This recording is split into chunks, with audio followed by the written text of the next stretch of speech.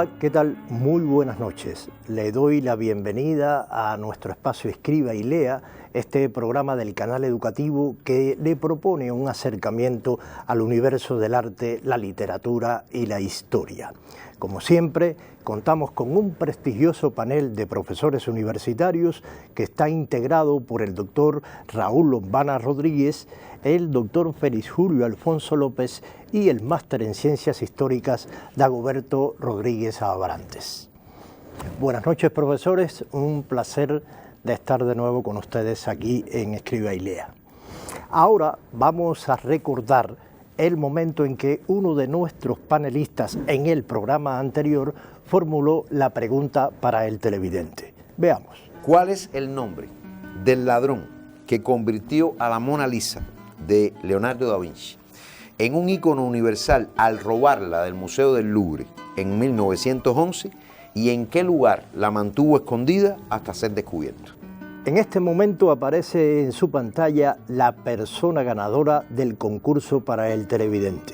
Y aquí tienen ahora, en la parte inferior de la pantalla, la respuesta correcta a dicha pregunta.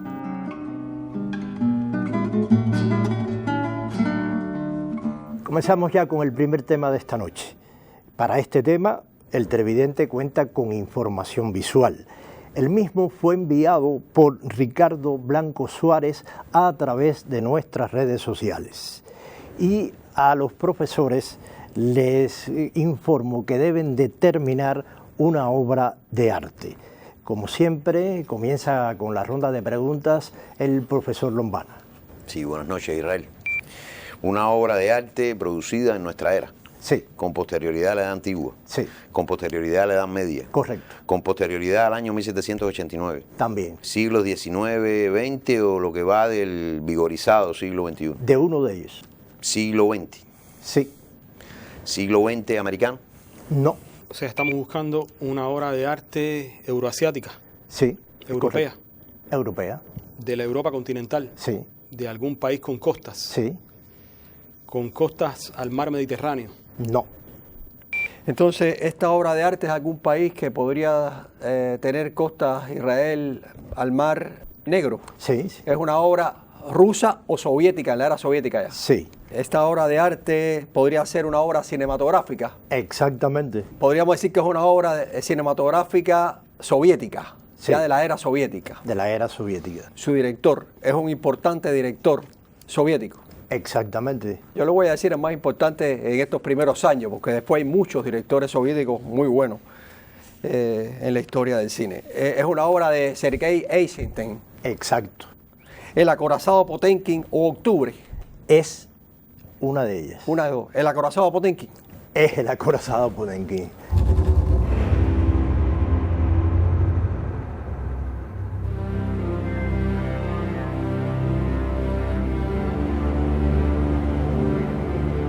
Es una obra considerada entre las más importantes de la historia del cine, en todas las listas de las principales obras, por los aportes que hace, digamos, por los ingenios que utiliza tecnológicamente hablando y además cinematográficamente toda la gran variedad y la habilidad que demuestra el director. Eisenstein es uno de los más importantes directores de la historia del cine.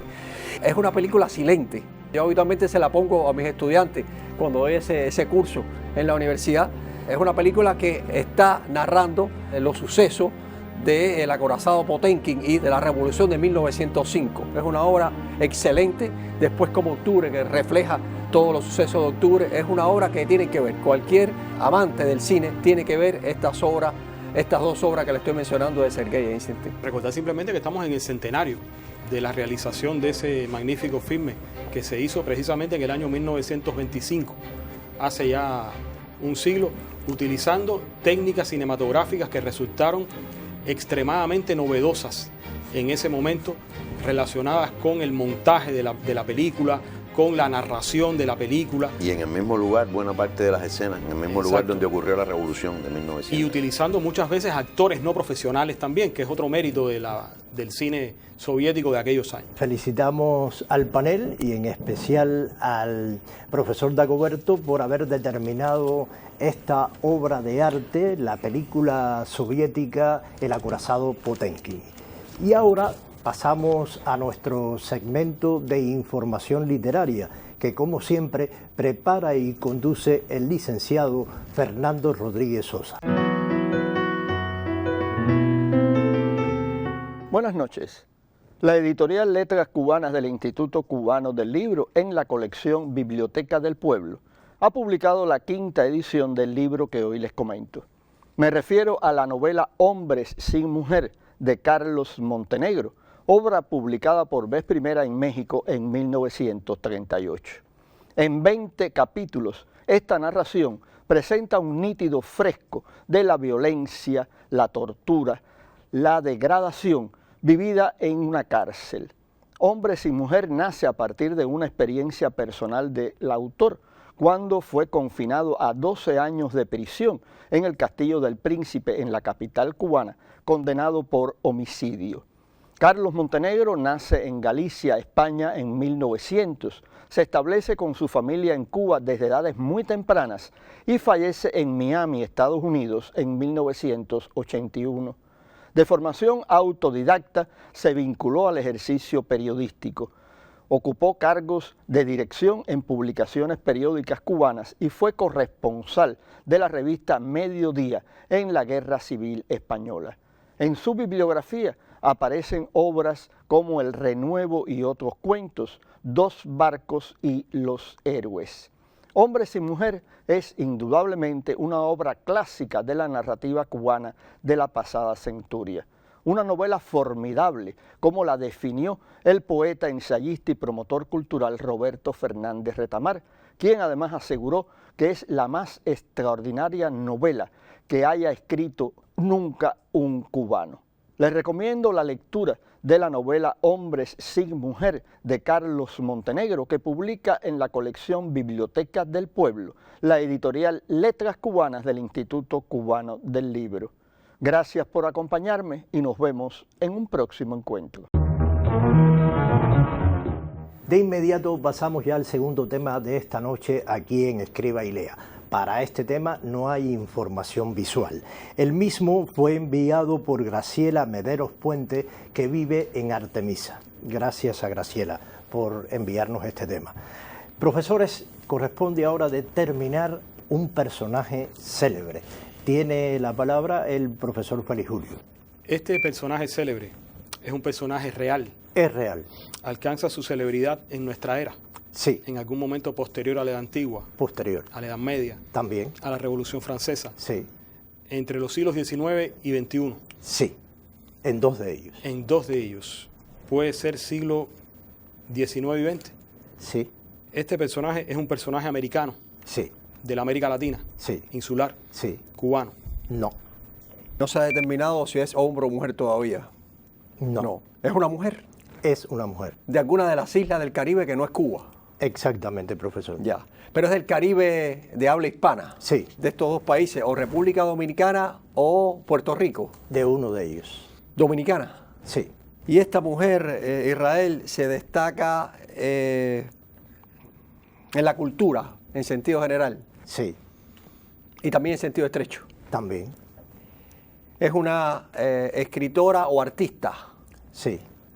Además. Es decir, que hace otras cosas además de ser escritora. Sí. Digamos, podría ser dentro. Es una escritora. Se destaca Además, más en otras áreas, pero escribe. lo que escribe es conocido. Sí. Estoy pensando en el además que usted me ha dicho. Ese además podría ser, digamos, dentro de la escritura, que no sea una escritora, digamos, de novela, sino puede ser una periodista. No es periodista, no se dedica al periodismo. Es un intelectual que además en un momento determinado puede producir obras literarias, pero Sí. que su trabajo incluye el elemento académico. Sí. Y su vida transcurre más en el siglo XX, o por lo menos tiene una Más parte en importante el del siglo XX. De hecho, puedo precisarle, sin traicionar el programa, que su celebridad la alcanza en el siglo XX. Ya, entonces no debe ser su madre Salomé Ureña, debe ser Camila Enríquez Ureña. Exactamente. Ese es el personaje. Ese es el personaje.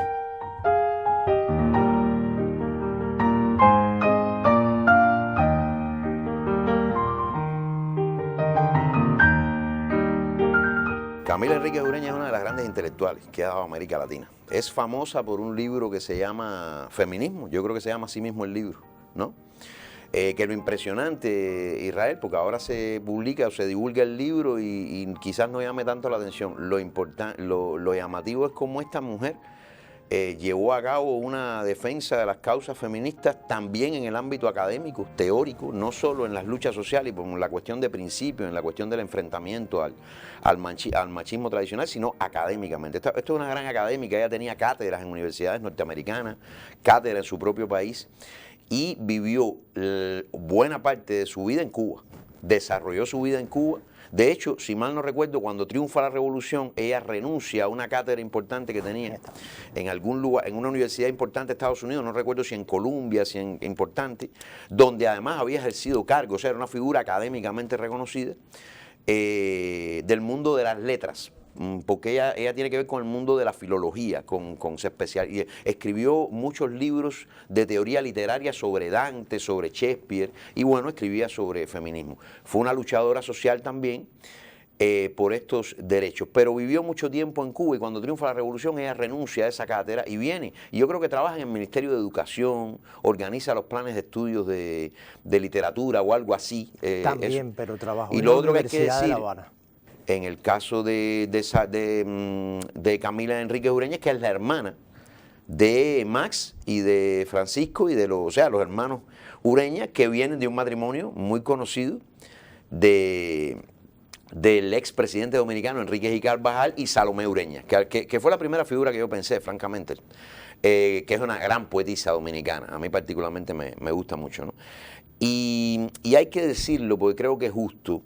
Un poco que el machismo también en el mundo de la cultura durante mucho tiempo, un poco que eclipsó a Camila. Pero Camila para mí fue tan intelectual como sus hermanos y hasta si se quiere, y fue reconocida académicamente. Yo comparto la opinión que dicen muchos, que se ha dicho sobre ella, de que en Estados Unidos sobraba. Hacía mucho rato que molestaba por ser latina y por lo que esgrimía, por sus luchas sociales, pero le tenían un respeto académico que no sabían, hablando en buen cubano, cómo salir de ella. Y al contrario, lo que hizo fue ganar titulaciones y ganar prestigio. El profesor Félix Julio quería añadir algo. Usted y estamos de acuerdo en que efectivamente esta mujer nació en República Dominicana, pero su vida intelectual pertenece mayoritariamente a Cuba.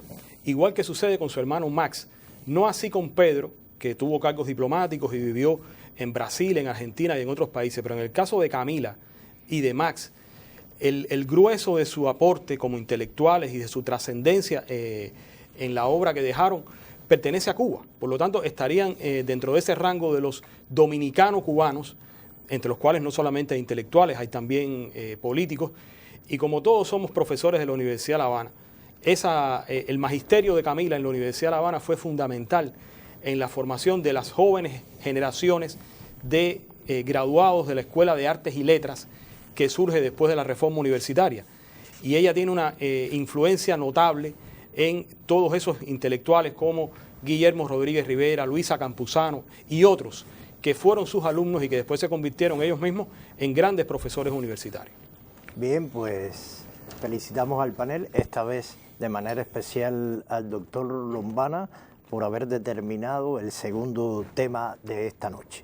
Y ahora pasamos a nuestro momento musical, luego volveremos a encontrarnos para el tercer y último tema de hoy y también les recuerdo que aparecerá o formularemos la pregunta para el televidente que usted debe responder esta noche antes de las 11 en nuestra página de Facebook Escriba y Lea Cuba.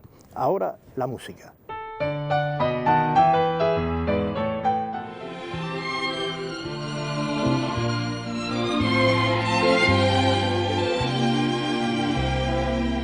Si te quiero es porque eres mi amor, mi cómplice y todo. Y en la calle codo a codo somos mucho más que dos. Somos mucho más. Tus ojos son mi conjuro. Con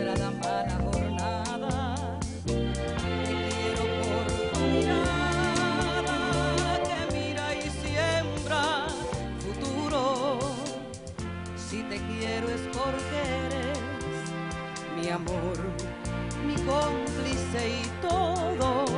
Y en la calle codo a codo somos mucho más que dos. Somos mucho más que dos. Tus manos son mi caricia, mis acordes cotidianos. Te quiero porque tus manos trabajan por la justicia.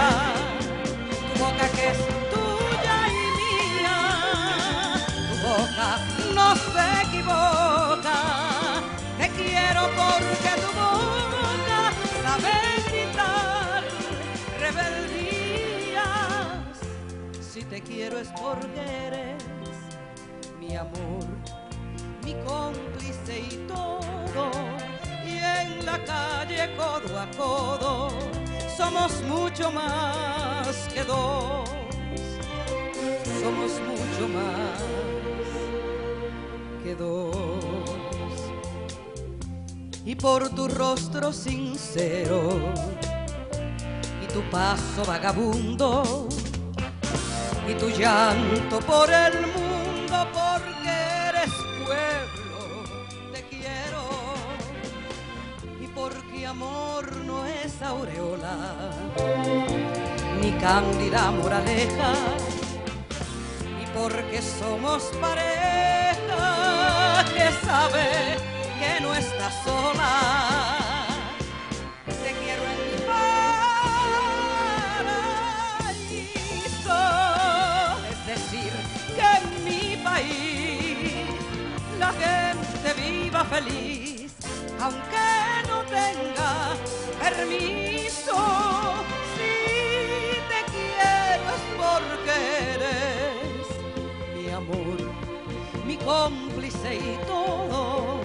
Y en la calle codo a codo somos mucho más que dos. Y en la calle codo a codo somos mucho más que dos.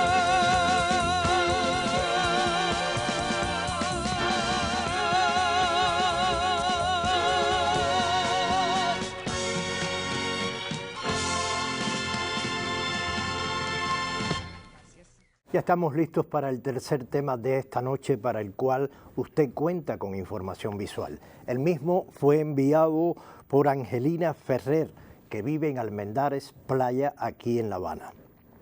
Profesores, ahora se trata de una obra literaria. Tiene la palabra el profesor Dagoberto. Gracias, Israel. Esta obra literaria es de nuestra era, Sí, de algún momento posterior a la antigua, sí, posterior también a la Edad Media, también. posterior a 1789. Posterior, Es una obra literaria de los siglos XIX, XX o XXI. sí. ¿Siglo XIX? No, Siglo XX. siglo XX, Siglo XX americano. americano. Siglo XX americano de la América Latina. Sí. De la América insular. También Una obra literaria cubana. cubana. Es una obra, voy a seguir la metodología que siempre sugiere mi amigo Félix.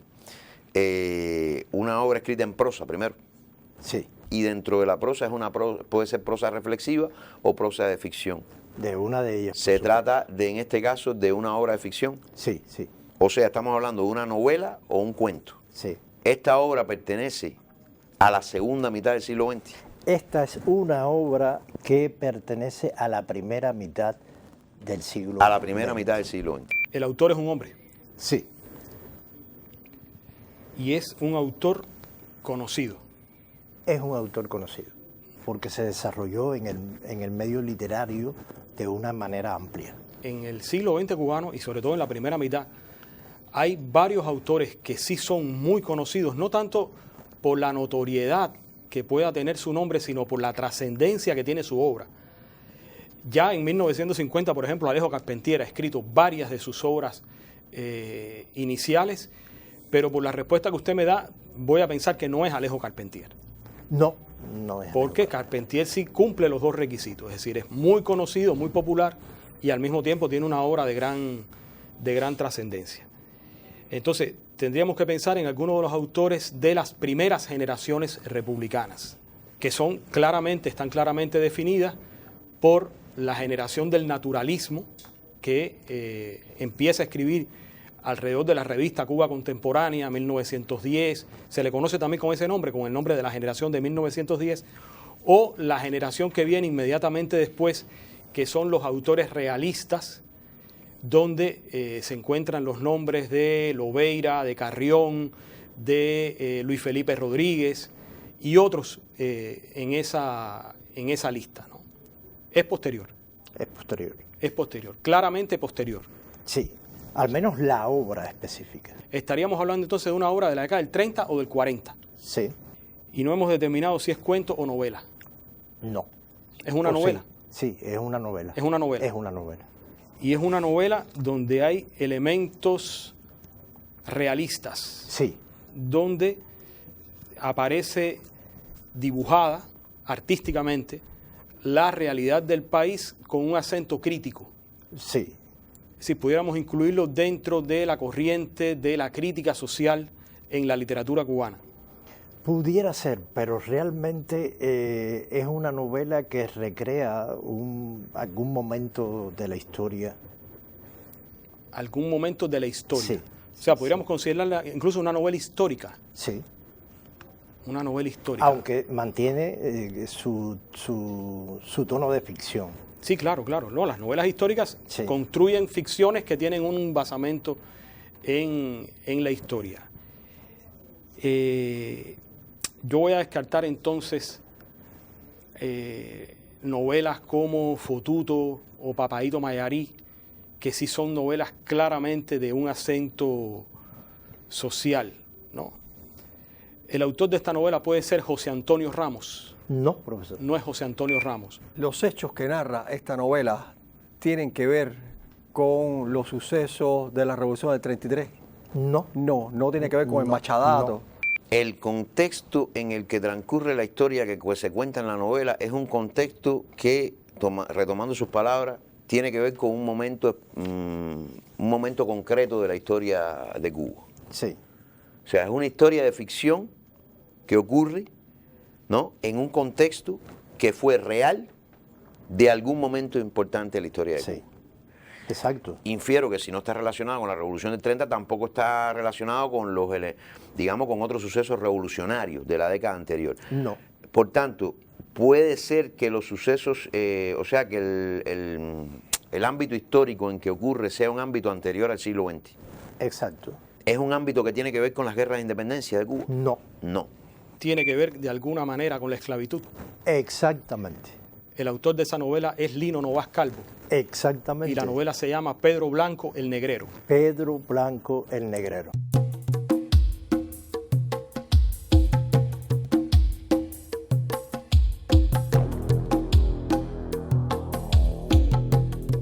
Novas Calvo es un gallego emigrante que llega muy joven a Cuba y después de desempeñar numerosos oficios manuales, descubre que tiene un talento para escribir y comienza a publicar cuentos en revistas literarias hasta que se da a conocer con esta novela que verdaderamente conmocionó a el mundo literario cubano de la época, porque nadie se esperaba que un inmigrante que era un autodidacta pudiera tener el talento para contar una historia vinculada a la trata negrera, porque en realidad el personaje de Pedro Blanco el Negrero es un personaje real, era lo que se llamaba en el siglo XIX un mongo, un traficante de esclavos desde las costas de África al Caribe y que se hizo famoso, creo que de origen portugués, por traer numerosos alijos de esclavos, burlando la férrea vigilancia que tenían los barcos británicos durante la trayectoria y después ya en la propia isla, y se las ingenió para introducir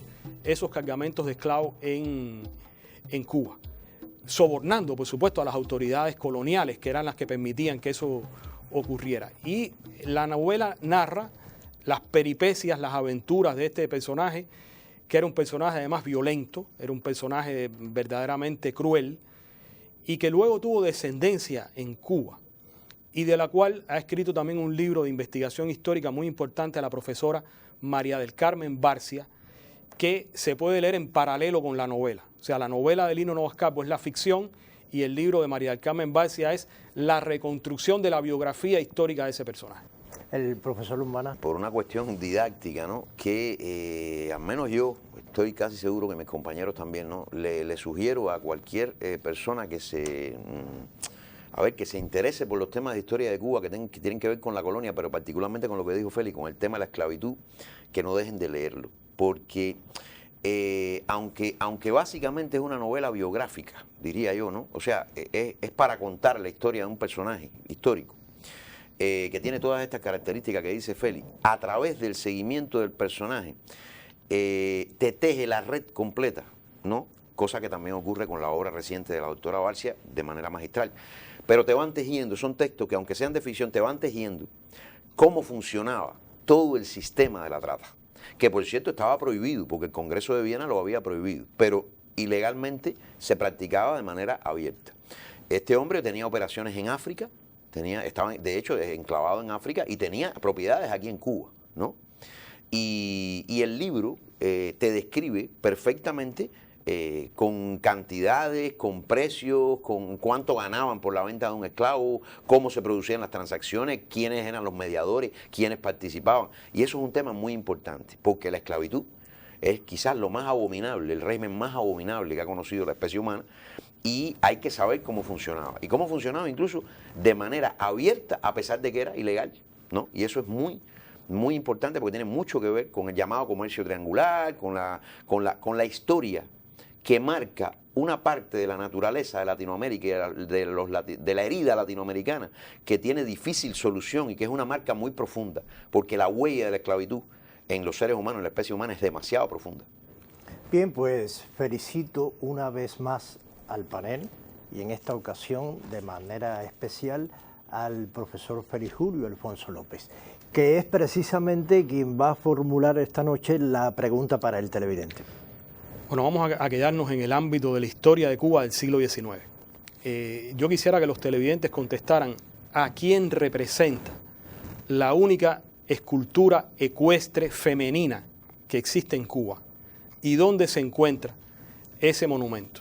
¿Pudiera repetirla? Lo puedo traducir más sencillo. ¿A quién representa la única escultura de una mujer a caballo que existe en Cuba y dónde está esa escultura? Bien, pues ya usted tiene la pregunta para el televidente, así que vaya de inmediato a responderla en nuestra página de Facebook, Escriba y Lea Cuba. Esta noche a las 11 p.m. se dará a conocer el nombre de la persona ganadora. Y así llegamos al final ya de nuestro programa de esta noche. Gracias a los profesores, gracias a nuestro equipo técnico y gracias a usted, amable televidente, por su compañía. Como siempre, le invito para que el próximo miércoles nos acompañe aquí en Escriba y Lea en un recorrido por el mundo del arte, la literatura y la historia. Muy buenas noches y hasta entonces.